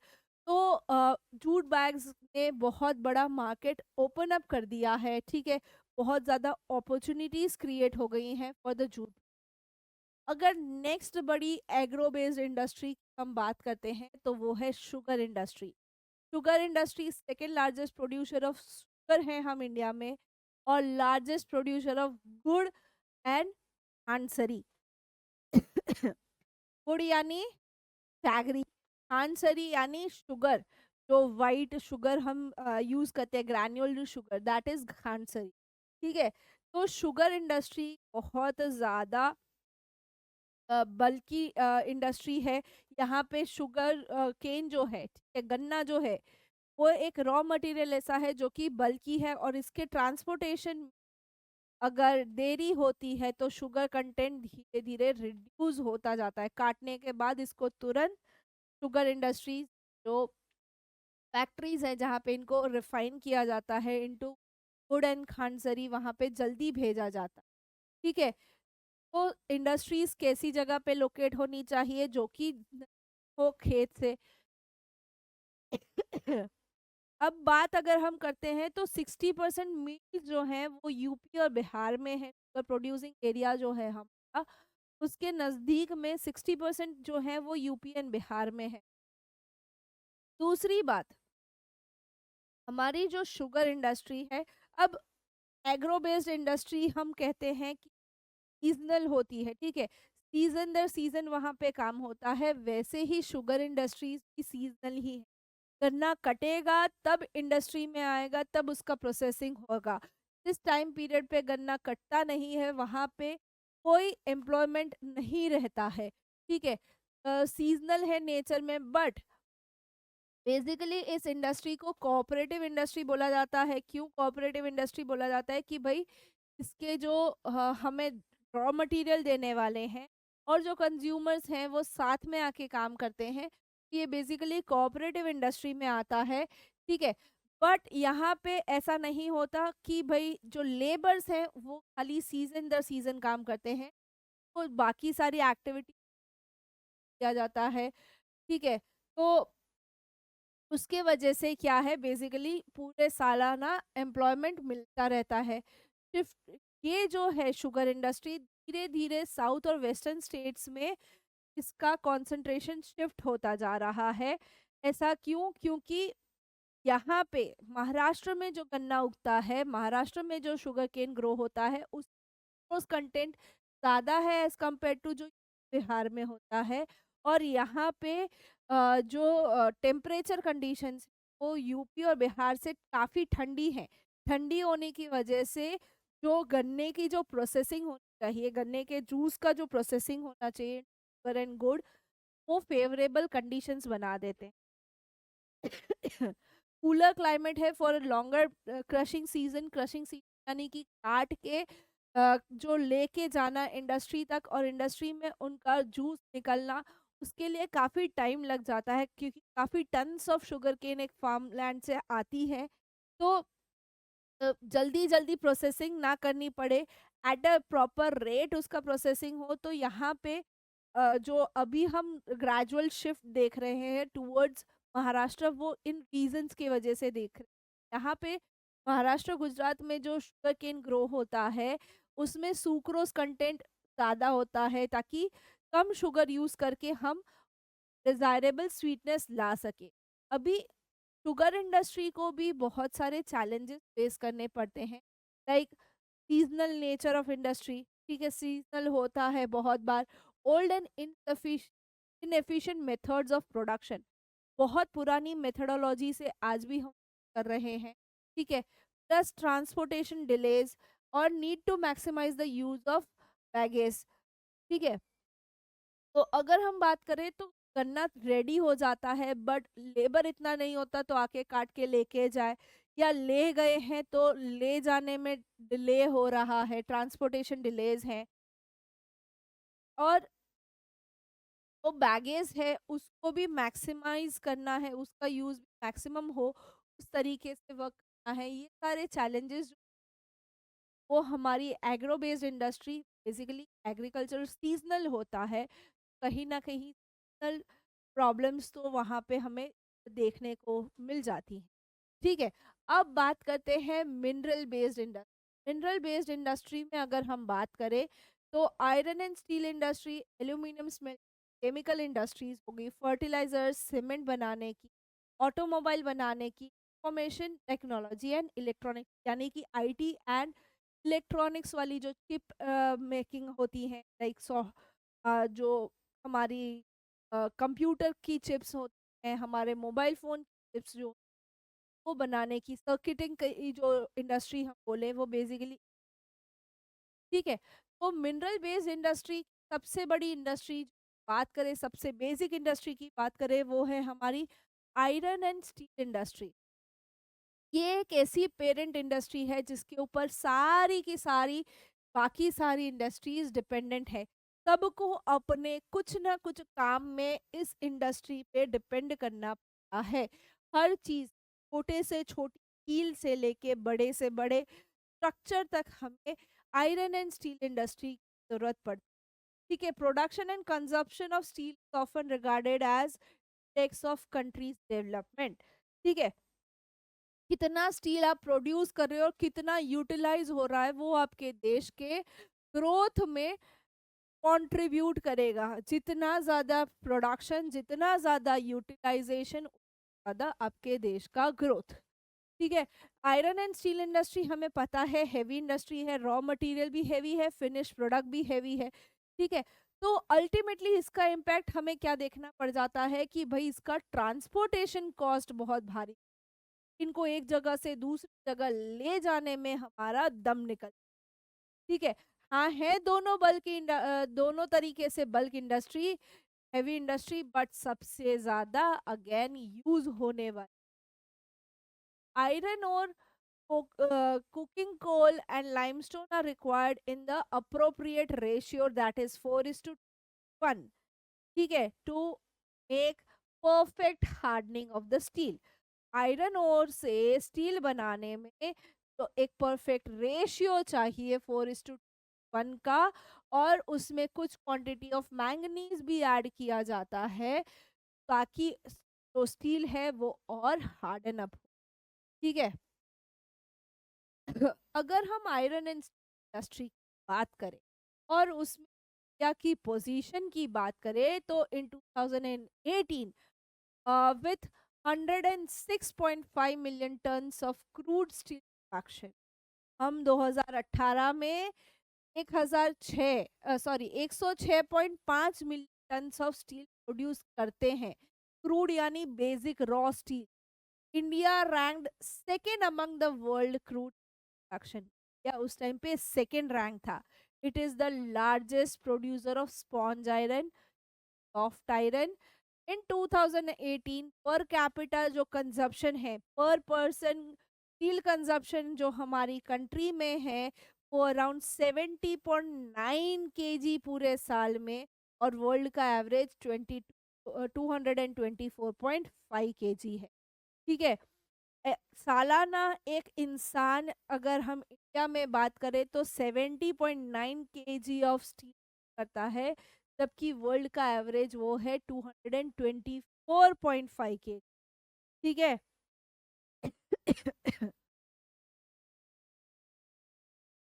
ये कुछ मिनी प्लांट्स हैं, ये कुछ इंटीग्रेटेड प्लांट्स हैं। इंटीग्रेटेड प्लांट्स यानी बहुत सारे और छोटे छोटे ऐसे प्लांट साथ में आके सारा प्रोसेसिंग एक ही जगह पे हो जाता है। रॉ मटेरियल का आना, उसका प्रोसेसिंग होना, उसको शेप देना, उसका फिनिश प्रोडक्ट बनना, ये सारी चीजें एक ही साथ सेटअप होती है, इंटीग्रेटेड प्लांट कहते हैं। और कुछ इस तरीके से प्लांट्स होते हैं जहाँ पे रॉ मटेरियल का आगे की प्रोसेस की जाती है। जैसे हम बात करें कि भाई जो हम बोलते हैं सिंग होना चाहिए आयरन का ठीक है। अगर हम बात करें in the 19 China and India produce almost same quantity of, ठीक है। अगर हम बात करें तो 19 दोनों equal amount of steel produce करते थे, ठीक है। बट अभी समय रहते क्या है कि भाई China largest producer of steel गया है, और उसके सामने लार्जेस्ट कंज्यूमर ऑफ स्टील बन गया है। वो जितना स्टील बनाता है उससे ज्यादा स्टील कंज्यूम भी करता है। यहाँ पे एक ग्राफ है फ्रॉम 2014 टू 2008, और चाइना और इंडिया के स्टील कंजप्शन को हमने ब्रॉडली से बताया है। ठीक है। अभी अगर हम बात करें कि आयरन एंड मैक्सिमम आयरन जो है, आयरन एंड का, वो छोटा नागपुर प्लेटू में है। मैं आपको पहले भी बोला क्यों ऐसा, क्योंकि यहाँ पे हमें सबसे ज्यादा लो कॉस्ट ऑफ आयरन और मिल जाता है, प्लस जो रॉ मटेरियल है वो हायर ग्रेड का है और इजी प्रॉक्सिमिटी, यहाँ पे चीप लेबर मिल जाता है, हमें रॉ मटेरियल ज़्यादा ट्रांसपोर्ट नहीं करना पड़ता, ठीक है। और यहाँ पे का मार्केट ग्रोथ करने का के पास पोटेंशियल है। एक और सबसे बड़ा रीज़न जो है वो यहाँ से, तो हम बोले कि हमारे पोर्ट्स बहुत ज़्यादा नज़दीक है, ताकि हम दूसरे देशों में भी एक्सपोर्ट कर सकें। ठीक है। Growth potential in the home market is very high. Proximity जो ओर से है वो काफ़ी नज़दीक है, चीप लेबर मिल जाता है, और लो कॉस्ट ऑफ आयरन और पड़ता है, क्योंकि अ, एक्स हमने माइन आउट किया और इजी को ट्रांसपोर्ट कर पाए। ठीक है। चैलेंजेस जो हमारी आयरन एंड इंडस्ट्री फेस करती है, एक तो सबसे बड़ा high cost and limited availability of coking coal. ठीक है। कोयले की कमी और उसका जो दाम है वो हमें प्रॉब्लम कर जाता है। लेबर्स की प्रोडक्टिविटी कम होना, irregular supply of energy and poor infrastructure. ठीक है। विद टाइम एंड अगेन जब लिबरलाइजेशन और एफडीआई हुआ है, फॉरेन डायरेक्ट हुआ है, इस इंडस्ट्री को बहुत अच्छा बूस्ट मिला है with the efforts of private entrepreneur. ठीक है। और उसके चलते ये इंडस्ट्री ने बहुत ग्रोथ देखा है। this is the there is a need to allocate resources for research and development to produce it more competitively। अभी भी इसमें बहुत सारा कंपटीशन हमारे पास इंटरनेशनल मार्केट में, चाइना जैसा बहुत बड़ा जाइंट है हमारे सामने compete करने के लिए। बट हमें अगर प्रॉपर रिसर्च और डेवलपमेंट टीम आर&डी की तरफ से सपोर्ट मिले, ठीक है, तो हम इस इंडस्ट्री में और ग्रो बहुत अच्छे से कर सकते। ठीक है। हमें फॉरेन डायरेक्ट इन्वेस्टमेंट तो हो रहे हैं हमारे साथ, स्टेप्स हो रहे हैं, बट स्टिल जो मेन प्रॉब्लम्स है like irregular supply of it और इंफ्रास्ट्रक्चर जो हम खुद वर्कआउट कर सकते हैं वो हमें वर्कआउट कर, ठीक है। दूसरी सबसे बड़ी इंडस्ट्री है हमारी, ठीक है, aluminium smelting is the second most important industry of metallurgy, ठीक है। क्यों ऐसा भाई? एक तो ये लाइट है, हल्का है, वजन नहीं है ज्यादा, रेजिस्टेंट टू कोरोजन है, सबसे बड़ी problem, good conductor of heat है, मेलिएबल है और स्ट्रॉन्ग बन जाता है जब हम अलॉयज बनाते हैं, ठीक है। एल्यूमिनियम को दो तीन और मेटल के साथ मिक्स कर दो, वो बेस्ट ड्यूरेबिलिटी देगी, वो बेस्ट स्ट्रेंथ देगी, ठीक है। तो एल्यूमिनियम इंडस्ट्री जो हमारी है वो सेकेंड मोस्ट इम्पॉर्टेंट इंडस्ट्री है इन द मेटलर्जिकल डिपार्टमेंट। यहाँ पे एकदम हल्का है, वो वजन में कोरोजन से रेजिस्टेंट है, मेलिएबल है, गुड कंडक्टर ऑफ हीट है। तो भाई एक मेटल के सारे अच्छे गुण हैं, सुखी संपन्न है ये, तो हम उसको सबसे ज्यादा यूज करते हैं। कहाँ कहाँ करते हैं? एयरक्राफ्ट बनाते हैं, यूटेंसिल्स बनाते हैं, वायर्स बनाते हैं, हमारे एरोप्लेन्स एल्यूमिनियम से बनते हैं। हाँ, हम उस metals use alloy form, but बहुत ज़्यादा यहाँ पे यूज होता है। It has gain popularity as a substitute of copper, zinc and lead in number of industry. बहुत सारी इंडस्ट्रीज, स्टील को भी इसने रिप्लेस किया है, कॉपर, जिंक एंड लीड। ये कहीं ना कहीं कोरोसिव जो है बाकी सारे मेटल्स का, इसको ओवर पावर करता है, इसीलिए इसको बहुत बड़ा बूस्ट मिला है।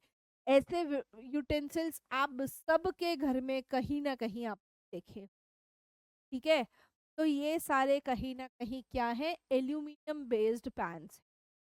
यार, अभी होता क्या है, एल्यूमिनियम कैसे बनता है? तो भाई हमारा जो बॉक्साइट और है, और उसके अंदर हम जब एल्यूमिना मिक्स करते हैं तो हमारा एल्यूमिन 4 से 6 टन ऑफ बॉक्साइट में 2 टन मुझे एल्यूमिना डालना ही है, तब जाके मुझे 1 टन ऑफ एल्यूमिनियम।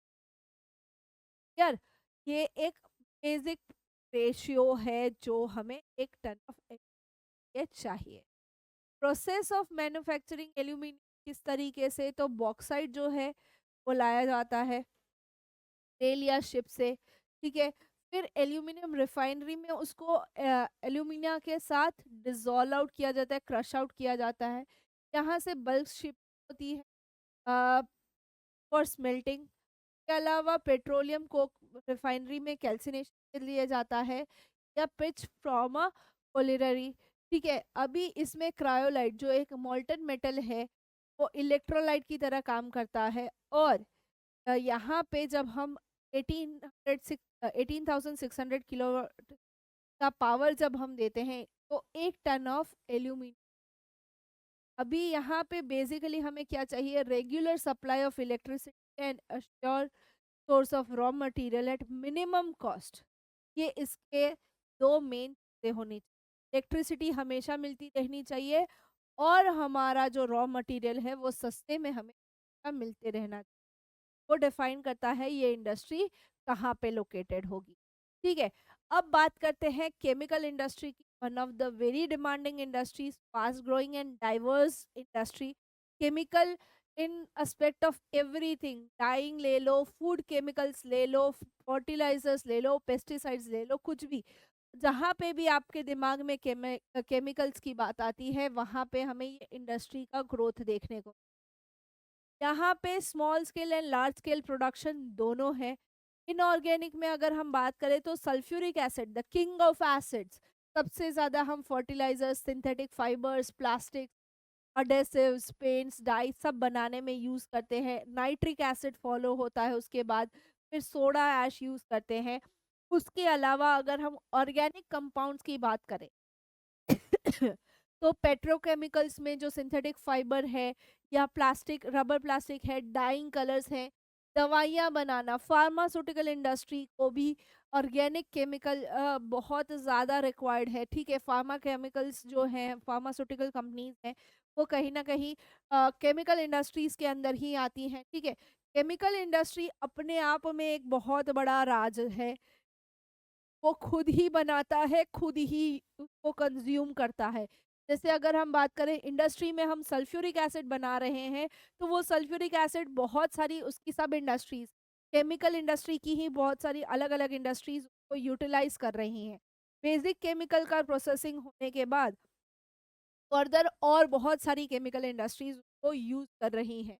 ठीक है, जैसे हम फार्मास्यूटिकल की बात करते हैं। ठीक है, फार्मास्यूटिकल कंपनी जो है वो कुछ बेसिक ड्रग भी बनाती हैं, कुछ बेसिक उसके कंपोनेंट्स भी बनाती है। मैन्युफैक्चरिंग यूनिट्स उसके बहुत सारे डिपेंड करते हैं कि एक ड्रग मैन्युफैक्चरिंग यूनिट है तो उसका एक पैकेजिंग यूनिट होगा, उसके अलग अलग फॉर्मुलेशन यूनिट्स होंगे।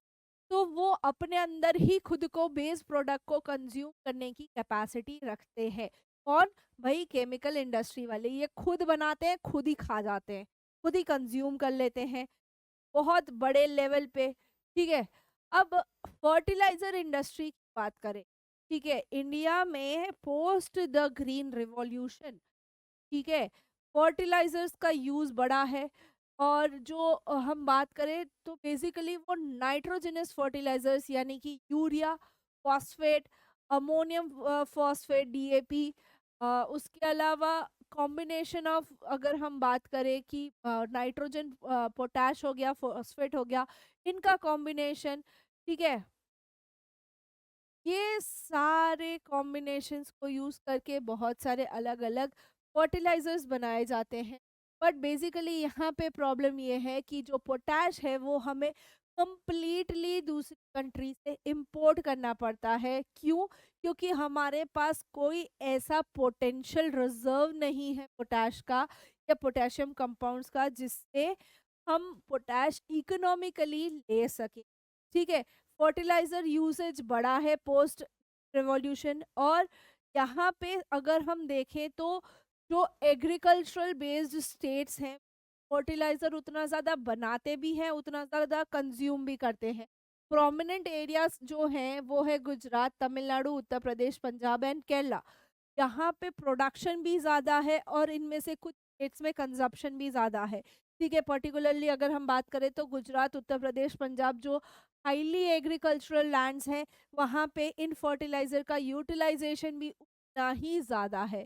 ठीक है, नेक्स्ट इंडस्ट्री जो है वो है हमारी सीमेंट इंडस्ट्री। इंडस्ट्री की अगर मैं बात करूँ तो सीमेंट इंडस्ट्री, कंस्ट्रक्शन में आयरन एंड स्टील के बाद जो नेक्स्ट सबसे बड़ी डिमांड होती है वो है सीमेंट की। ठीक है, जैसे-जैसे पॉपुलेशन बढ़ रही है, रोड्स बनाने हैं, ट्रांसपोर्टेशंस बनाने हैं, फैक्ट्रीज़ बनानी है, बिल्डिंग्स बनानी है, ब्रिजेस बनाने हैं, एयरपोर्ट्स, हर कमर्शियल एस्टेब्लिशमेंट में हमें सीमेंट की ज़रूरत पड़ती है।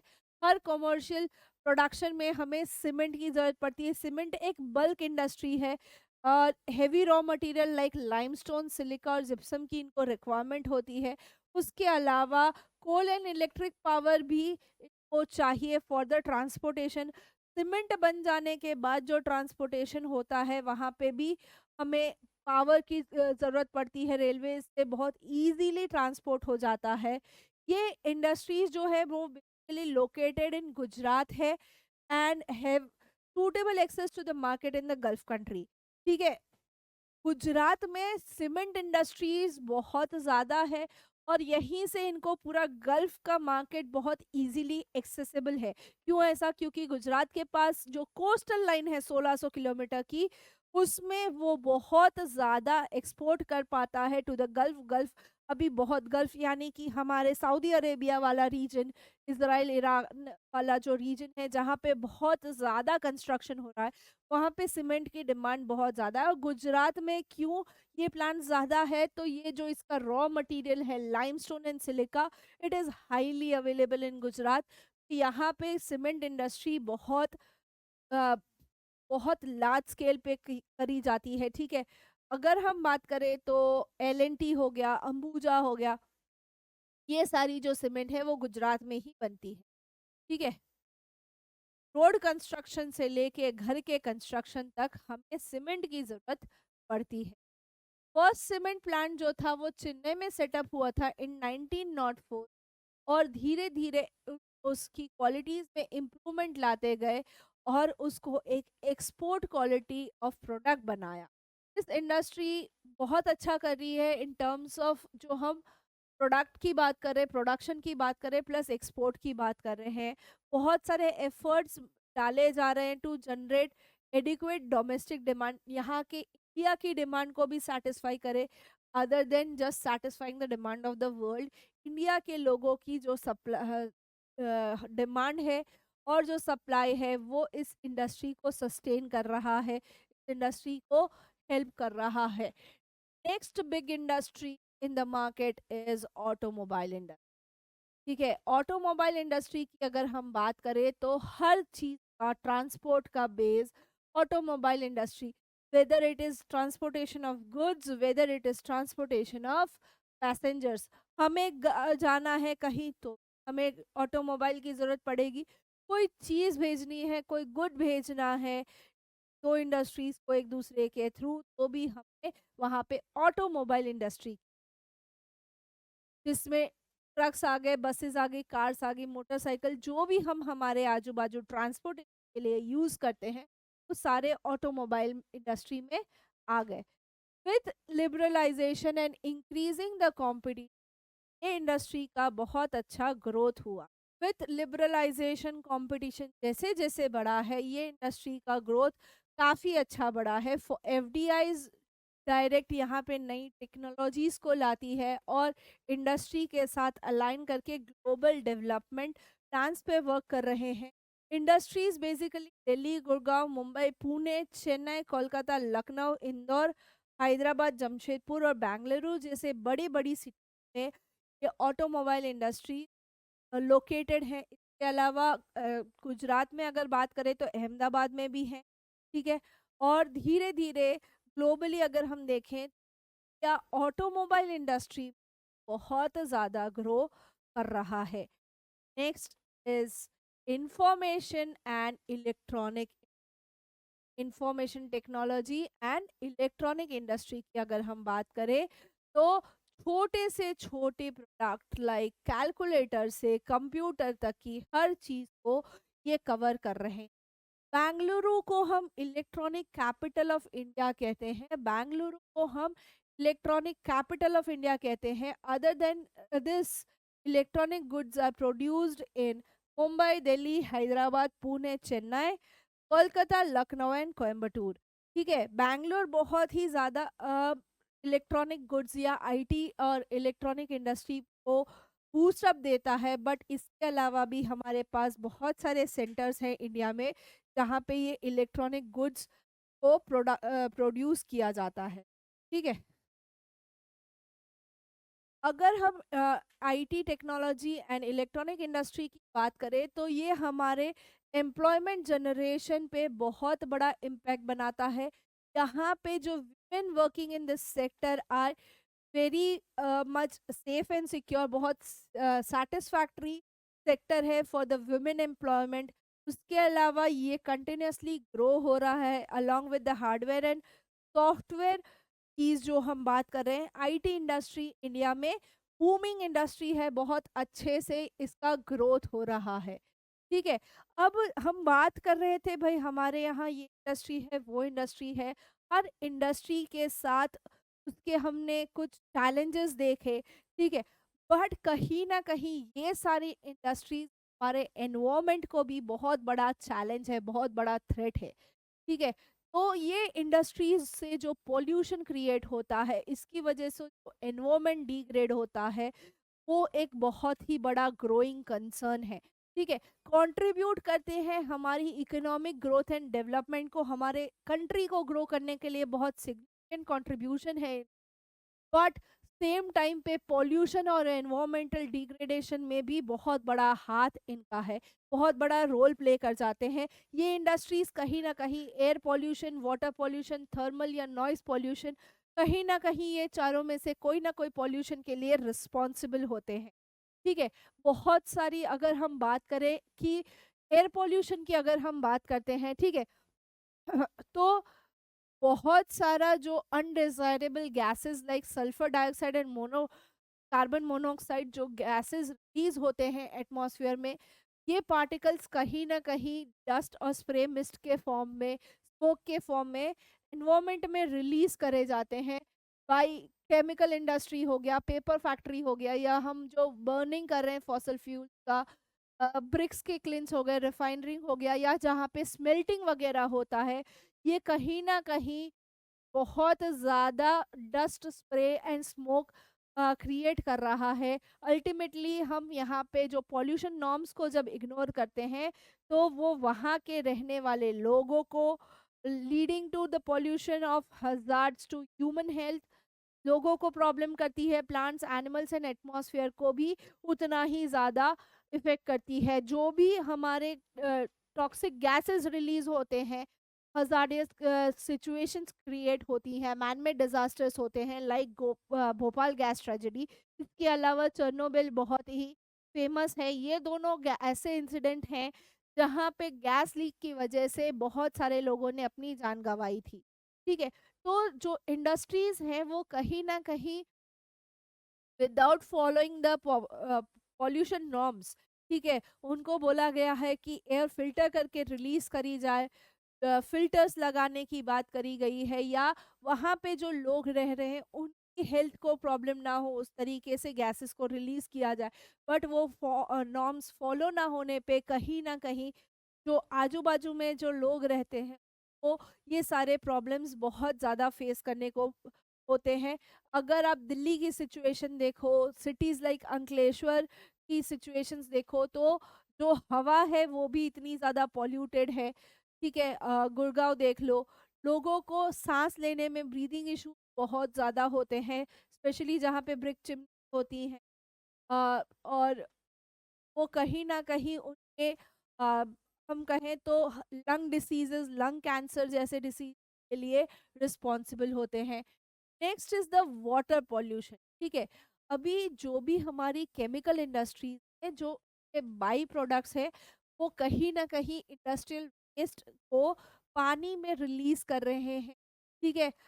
जो मेन कल्प्रिट्स हैं इस इंडस्ट्री में वो paper pulp, chemical textile dyeing वाले हैं, पेट्रोकेमिकल रिफाइनरीज़ हैं, टैनरीज़ हैं और इलेक्ट्रोप्लेटिंग ये ऐसी इंडस्ट्रीज हैं जो अपना वो लिक्विड वेस्ट है वो सारा का सारा जो चीजें हैं वो डंप आउट करती हैं कहाँ पे, इन द वाटर।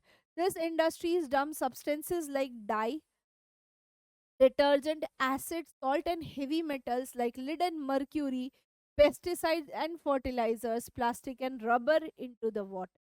इसके अलावा fly ash, phosphogypsum and iron and steel slags are the major solid. ये जो ऊपर वाले हैं वो लिक्विड में जाते हैं और ये एज अ सॉलिड वेस्ट पानी में रिलीज कर दिए जाते हैं, कॉजिंग वाटर पॉल्यूशन। ठीक है, बहुत सारी जगह हमने सुना है पानी का कलर चेंज आता है। ठीक है, फिर आता है नेक्स्ट हमारा थर्मल पॉल्यूशन। यहाँ पे जो हॉट वाटर फैक्ट्री से रिलीज होता है फ्रॉम द थर्मल प्लांट, वो पानी में, रिवर या पॉन्ड में छोड़ दिया जाता है, जो अल्टीमेटली वाटर पॉल्यूशन क्रिएट करता है। और गर्म पानी के अंदर बहुत सारा टॉक्सिक डंप भी होता है। ठीक है, न्यूक्लियर पावर प्लांट्स का जो है वो बेसिकली कैंसर या बर्थ डिफेक्ट्स या मिसकैरेजेस को लीड करता है। इसके अलावा वो जो रिवर और पॉन्ड में एक्वेटिक लाइफ है वो भी बहुत ज़्यादा इफेक्ट करता है। कहीं ना कहीं ये जो है सॉइल एंड वाटर पोल्यूशन, ठीक है, कभी भी हम डंप करते हैं waste on the soil, like glass हो गया, हार्मफुल केमिकल्स हो गए, वो रेन वाटर के साथ वो पर्कुलेट होके टिल रिवर पहुंचते हैं, again causing contamination to river. और जब नीचे डीप डाउन ग्राउंड वाटर में जाते हैं तो वहां पे भी कंटामिनेशन है। अल्टीमेटली हमारा जो ग्राउंड वाटर प्योर होता था वो भी अब उतनी प्योरिटी का नहीं।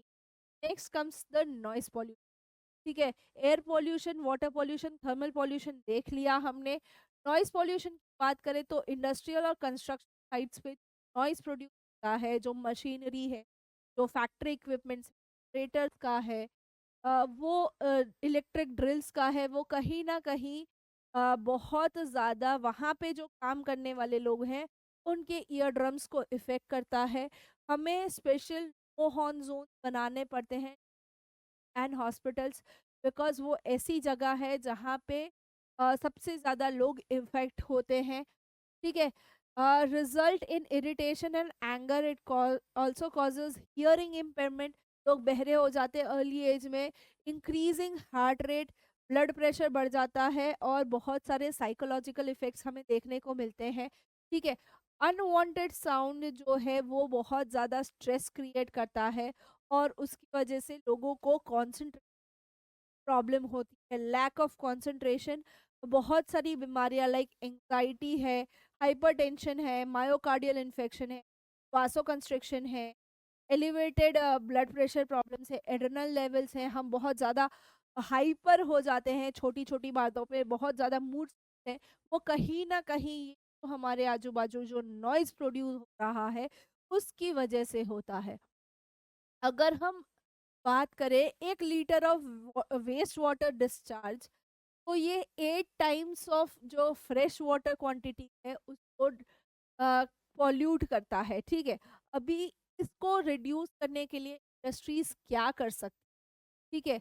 Minimise use of water by processing and, आप जो पानी यूज कर रहे करो, आप डायरेक्ट नदी में छोड़ने के बदले, नाले में छोड़ने के बदले, उसी पानी को आप खुद अपनी फैक्ट्री में रीयूज करो, अपनी इंडस्ट्रीज यूज करो।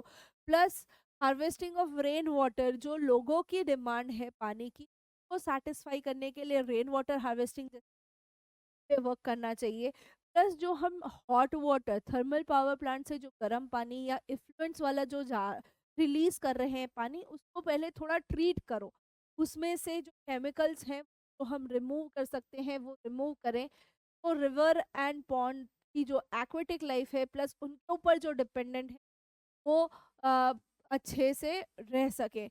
अभी जो ट्रीटमेंट है इंडस्ट्रियल इफ्लुएंस का, वो 3 फेज़ में हम कर सकते हैं। प्राइमरी ट्रीटमेंट में मैकेनिकल मीन्स से, मैकेनिकल प्रोसेसिंग से कर सकते हैं, जहाँ पे हम ग्राइंडिंग, फ्लोक्युएशन एंड सेडिमेंटेशन, उसको एजिटेट करके ऊपर का स्कम हटा के नीचे का जो सॉलिड वेस्ट सेटल डाउन हुआ है वो हटा दे, लिक्विड फ्लो होगा। सेकेंडरी में उसमें जो बायोलॉजिकल प्रोसेस करनी है, यानी कि उसके अंदर जो माइक्रोब्स हैं जो अनवांटेड हैं या जो हम कहें कि कहीं ना कहीं ह्यूमन या एक्वेटिक लाइफ को अफेक्ट करे, उनको ट्रीट करे।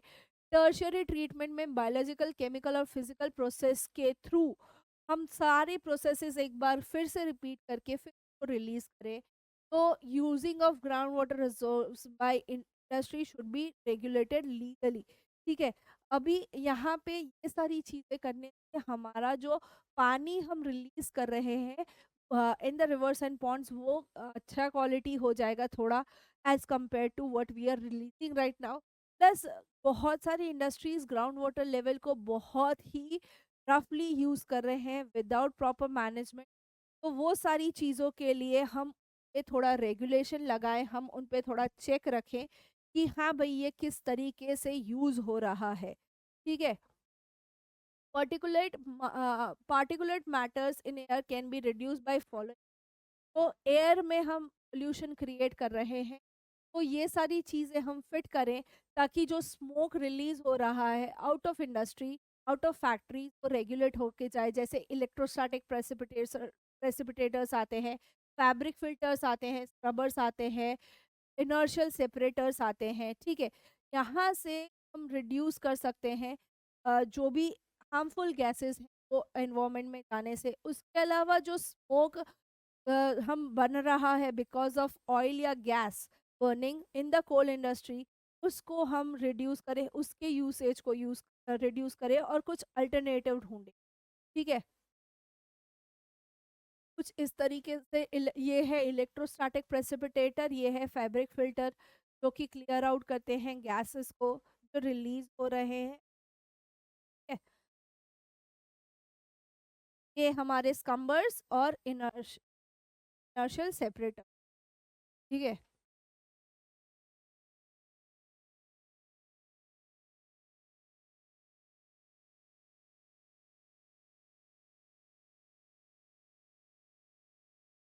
अभी जो नॉइस पॉल्यूशन है वो भी रिड्यूस करना पड़ेगा। हमने थर्मल पॉल्यूशन या वाटर पॉल्यूशन के लिए ट्रीटमेंट आया, एयर पॉल्यूशन के लिए ट्रीटमेंट आया, नॉइज़ पॉल्यूशन के लिए लेस साउंड जनरेटिंग बनाई जाए, इक्विपमेंट्स ऐसे बनाया जाए। जनरेशन ये जो हमारे जनरेटर्स हैं, वो साइलेंसर के साथ फिट किए जाएँ ताकि वहाँ से नॉइज़ प्रोड्यूस ना हो। मशीनरी फिर से रीडिज़ाइन करी जाए to increase their energy efficiency and reduce noise. Energy efficiency बढ़ा के नॉइज़ रिड्यूस हो, इस तरीके से रीडिज़ाइन किया जाए। नॉइज़ एब्ज़ॉर्बिंग मटीरियल को एब्ज़ॉर्ब कर सके नॉइज़ को, like ear plugs and earphone को यूज़ किया जाए। And the challenge of sustainable development requires integration of economic development with environmental concern। हम चाहते हैं कि सस्टेनेबल डेवलपमेंट हो, ठीक है, बट सस्टेनेबल डेवलपमेंट में इकोनॉमिक डेवलपमेंट अकेला नहीं देखना, उसके साथ एनवायरनमेंट के तरफ भी थोड़ा ध्यान देना है। एनवायरनमेंट में जो नुकसान हो रहा है, एनवायरमेंटल कंसर्न जो हैं, उसको भी हमें ध्यान रखना है।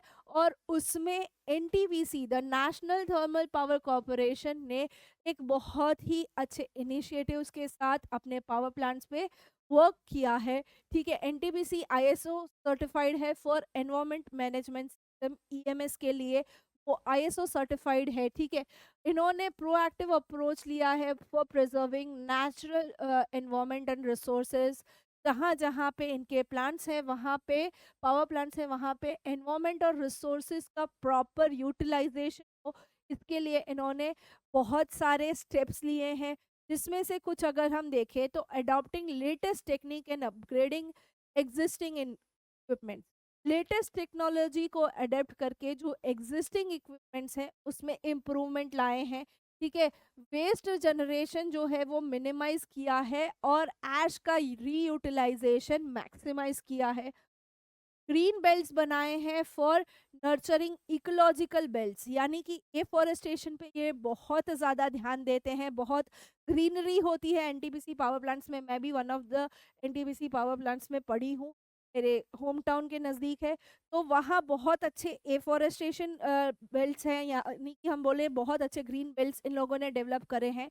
उसके अलावा ash pond management, ash water recycling systems और liquid waste management to reduce environmental pollution.